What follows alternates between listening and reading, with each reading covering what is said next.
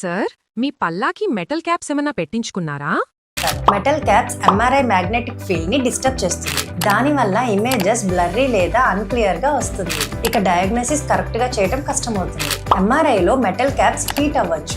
దానివల్ల గమ్స్ లేదా పక్కన ఉన్న టిష్యూస్ కి థర్మల్ బర్న్స్ అవ్వచ్చు. మెటల్ క్యాప్ లూజ్ గా ఉంటే ఎంఆర్ఐలో మ్యాగ్నెటిక్ పుల్ వల్ల అది పడిపోవడం లేదా డ్యామేజ్ అవ్వడం జరుగుతుంది. ఇప్పుడు నేనేం చేయాలి?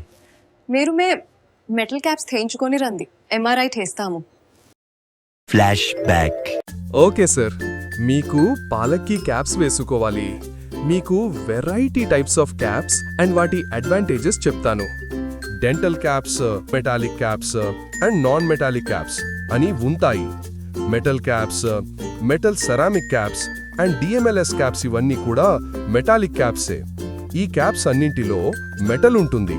ఫ్యూచర్లో మీకు ఎప్పుడైనా ఎంఆర్ఐ అవసరం పడినప్పుడు ఆబ్జెక్షన్ ఉంటుంది. నాన్ మెటాలిక్ క్యాప్స్ అంటే zirconia caps or all ceramic caps వల్ల మీకు ఫ్యూచర్లో ఎంఆర్ఐ స్కాన్కి ఎలాంటి ఇబ్బంది ఉండదు, ఎందుకంటే ఇవి ఎంఆర్ఐ సేఫ్ డెంటల్ క్యాప్స్. నేను మెటల్ క్యాప్స్ పెట్టించుకుంటాను డాక్టర్ గారు. నాకు ఎంఆర్ఐ అవసరమైనప్పుడు చూద్దాంలేండి. ఎంఆర్ఐ స్కానింగ్కి డెంటల్ క్యాప్స్ వల్ల ఇబ్బంది ఉన్నప్పుడు చూద్దాం. End of flashback.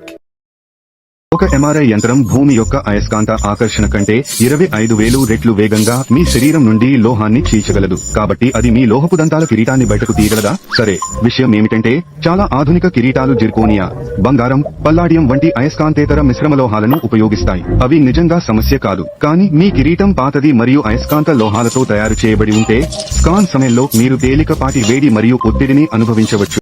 డాక్టర్ల సలహాలు తీసుకోండి, ఆలోచించండి, ఆచరించండి, విషయం తెలుసుకోండి, జాగృతంగా ఉండండి.